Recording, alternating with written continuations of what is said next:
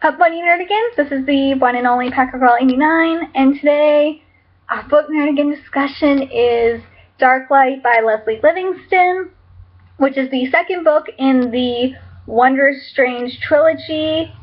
And if you have not yet read Wondrous Strange or have read Darklight, what are you doing here? You need to go read those books, or at least go watch the Wondrous Strange book Nerdigan video. But seriously, I would go read those books before anything, because this is all spoilers. And in this book, I didn't realize until just now when I was going through my notes that a lot of the stuff in Darklight is some of it is actually relevant to the Starling trilogy, so it gets referenced a little bit. So you kind of need to know some of the stuff that is going on in here to get what's going on, a little bit of the references in the Starling trilogy. So I recommend that you read this book anyway. So I'm hoping this book Nerdigan video is going to be a little bit shorter than Wondrous Strange, because I don't have that many characters to introduce.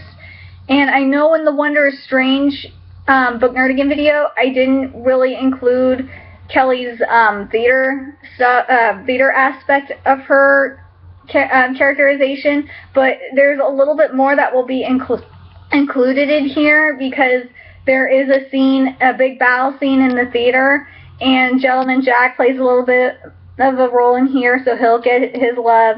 And and of course, Chloe is going to get her love. I know if I forgot to mention it, if it wasn't for Chloe, we wouldn't have found out that Chloe saved Kelly's life, first of all, and plus Chloe was the one who revealed that that Kelly was the long-lost daughter of Oberon and Mab. Excuse me. So, we find out that Chloe was the one that who figures out who Sunny really is, because in order to get the information from Chloe about Kelly, then Sunny had to give a song to Chloe. That's how they find out. That's how they find out about Sunny. So yeah, in a way. So yeah, that's pretty. So Chloe, don't worry, you're getting your love too. So anyway, let's get into the book Nerdigan discussion.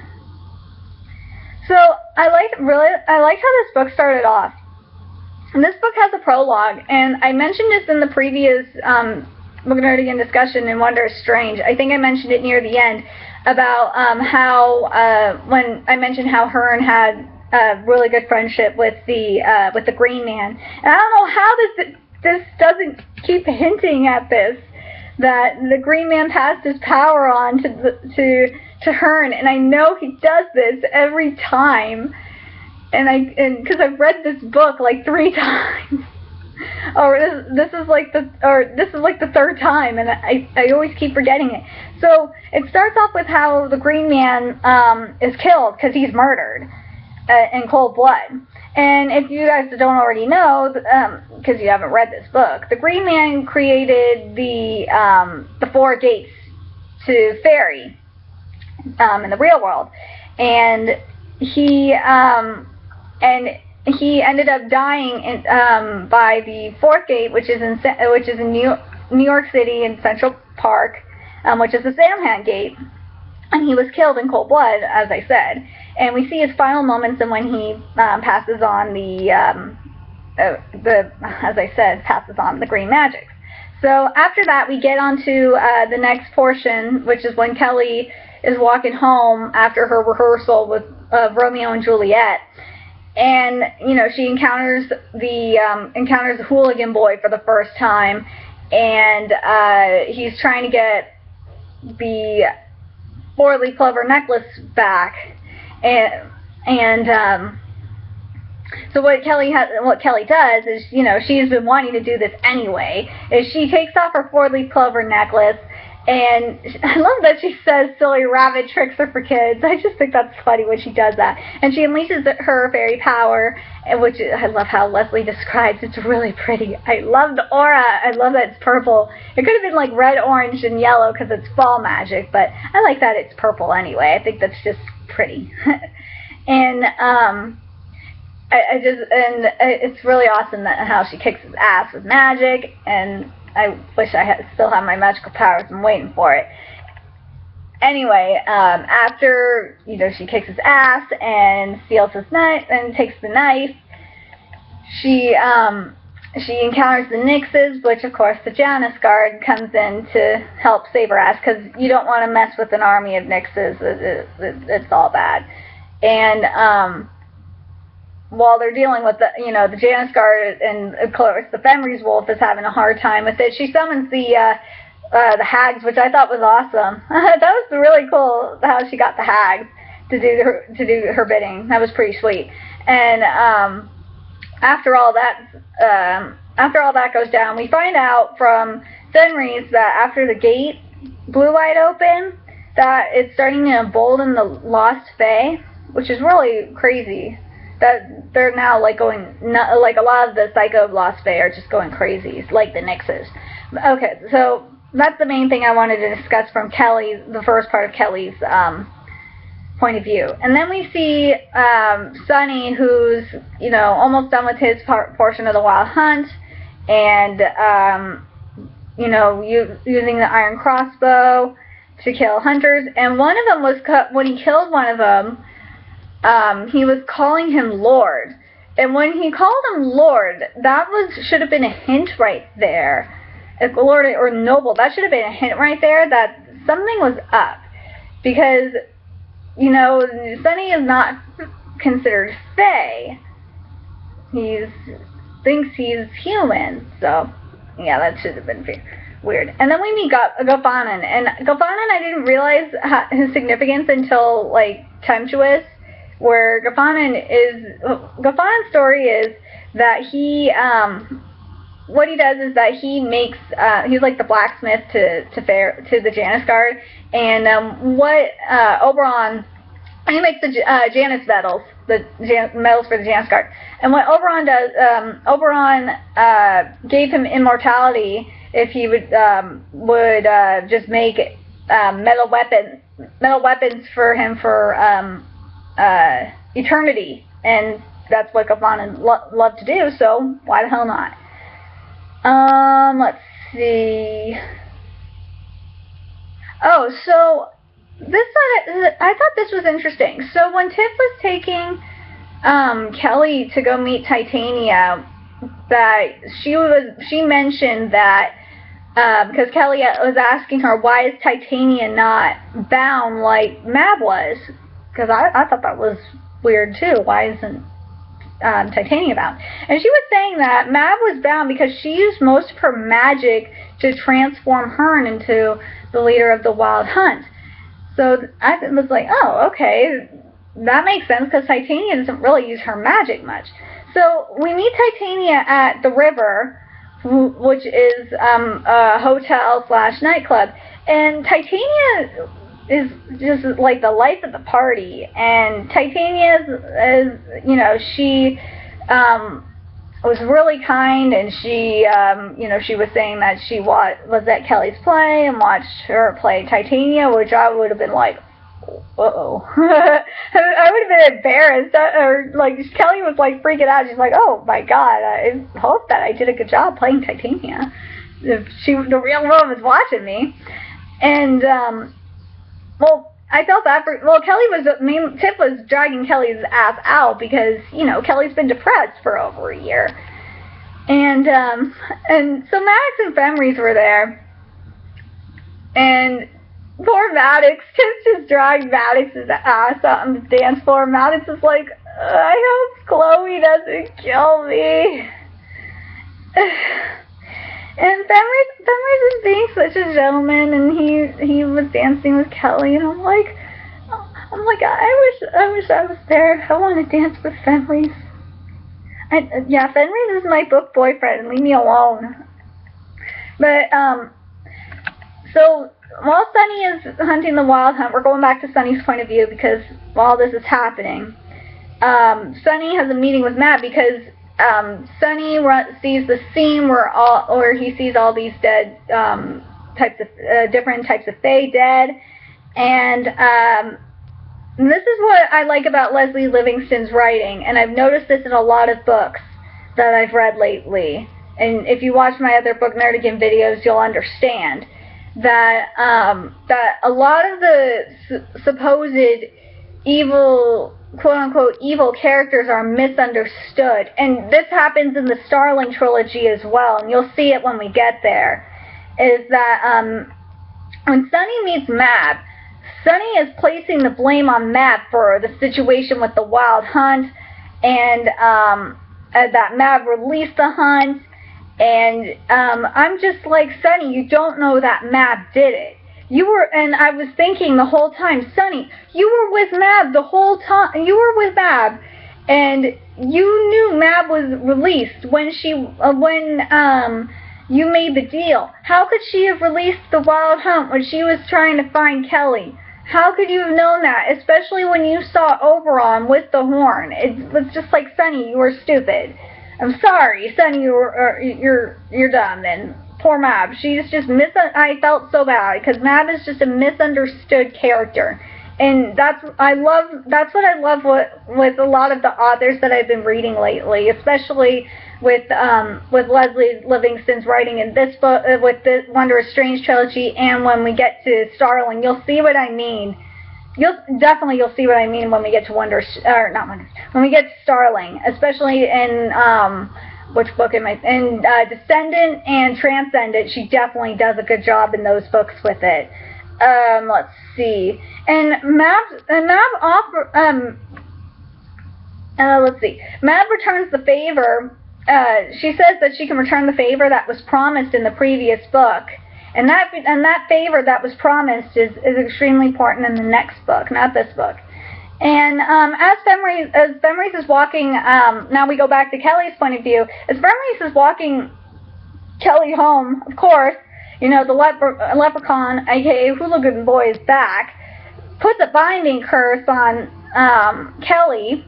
As Fenris is fighting him, breaks his goddamn arm, and, you know, is fighting... Kelly is using a tree to try and kill Kelly to get the necklace off of her, and Ben's trying to be a badass with this whole thing. And, you know, what was really cool about this scene is that Kelly, I guess from what Bob said, is that there was borrowed magic from the necklace because Kelly kept thinking, Sunny, help me. And a combination of the magic from the green magic's from the trees, because the leprechaun was using the trees, and the magic from the leprechaun necklace. And from what like Sunny and Fenris and all the other Janus guards say, is that magic, thinking brings magic. You have to think it for the magic to work. That's how she creates the portal. And poor Sunny, he's like doing his laundry when, you know, he hears Kelly's voice in his head saying, Sunny, help me. And, you know, like, Kelly manages to swim to shore. Poor Fenris is, like, face down in the water. And Sunny has to use Kelly has to, you know, use Sunny's laundry line to drag Sunny and Fenris out of the water. And I just think, I love what Fenris says. Fenris says, I wasn't dead, I was just swimming. I thought it was great. And then we have Bob coming back. And I love what, you know, he's explaining about the leprechauns and the glass-digs. And I love what, I just love what he said. I love what Fenris says. He says evil needs to step up its game. I just love that. I love that line.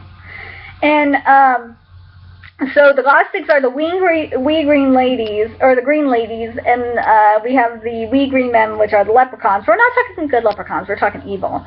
Let's see. And they're all the kids of the Green Man, but because the Green Man didn't like how leprechauns were acting, he cursed them to be slaves of liquor.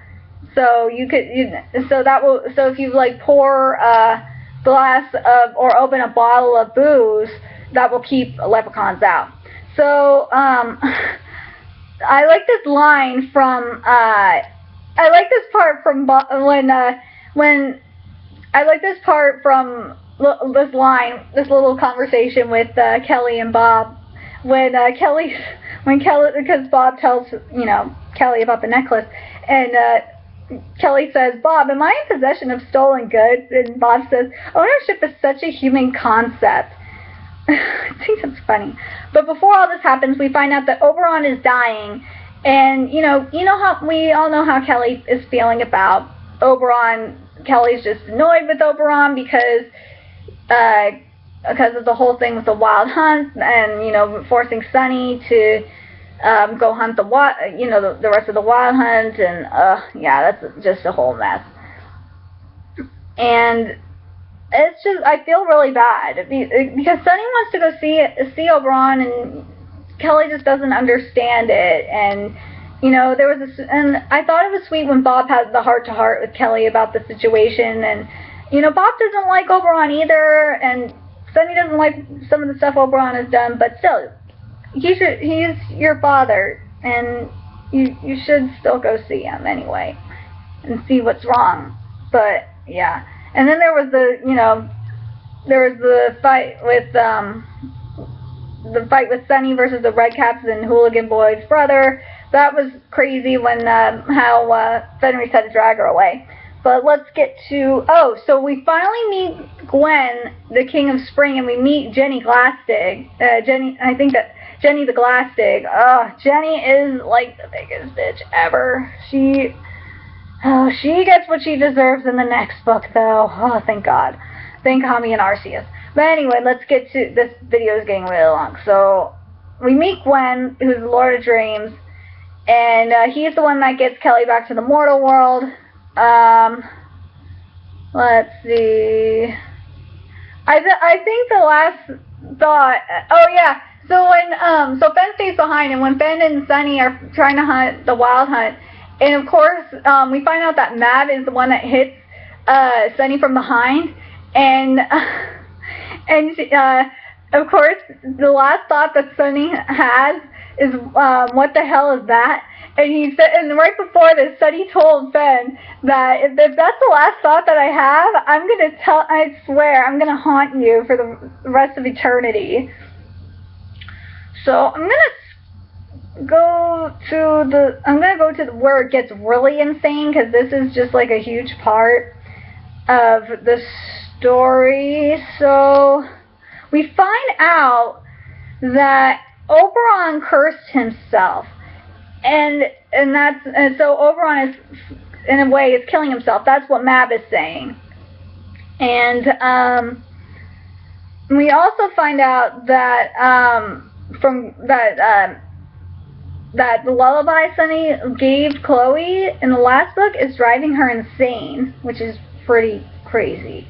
So we also have the scene back at the river that with Havrick and Tiff, and Havrick had to knock Tiff out because Tiff knew what was going on with Sunny, and it was actually Titania lifted the curse off of the binding curse off of Kelly, and she had to use her acting skills to lie about that shit, and she had to get out of there and go back to the Avalon Grand.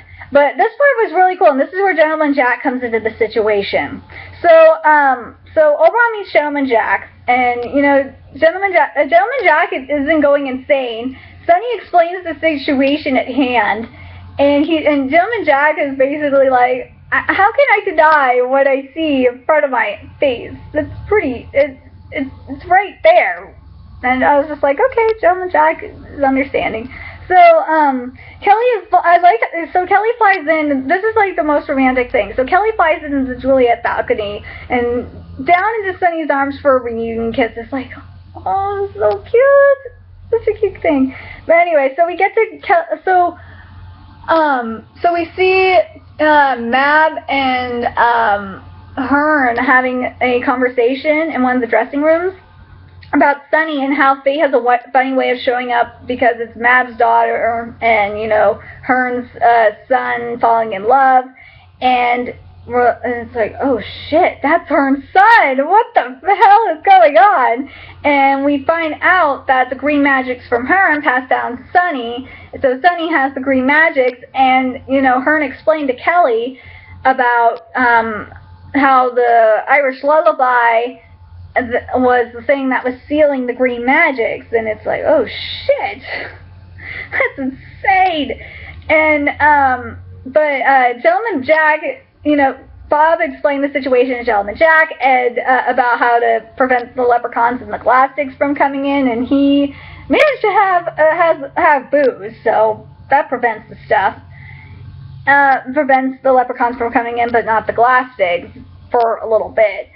So let's get to the big scene here. I know I had to skip some stuff in my notes, but I didn't want this video to be extremely long because we're at the 20-minute mark. So let's get to the rumble in the Avalon Grande. Bob has to hide Oberon, and there's an iron cage over him, and of course, poor Bob is like, I'm gonna have like iron boils or all over. I'm gonna have boils for all over me. Crap, it's like poor Bob. But anyway, so we have the glass. Here's the scene. So we got the glastics and the leprechauns coming in, and that isn't so. And you see the scene with Mab just transforming into her chainmail, but she says she can't fight the make the first moves on the glastics, but she's the fall fae, because they're fall fae. And Gentleman Jack's like, but what about the leprechauns, ma'am? She's like, oh, they're solitary fae, I could go kick their ass. And I was like, good point, Gentleman Jack. Well played. Oh yeah, before that, I like that when before Kelly came in, I like the scene where Gentleman Jack shows Sunny all the swords, and Sunny's just like a kid in a candy store, and he just grabs the claymore and just like out of there. He's so happy. And of course, Gentleman Jack goes for the Captain Hook sword. He's happy as hell. But anyway, so let's see, what else do I got here? Sorry, I'm looking at my notes. I love that when Sun came in, and Sunny's like, where the hell have you been?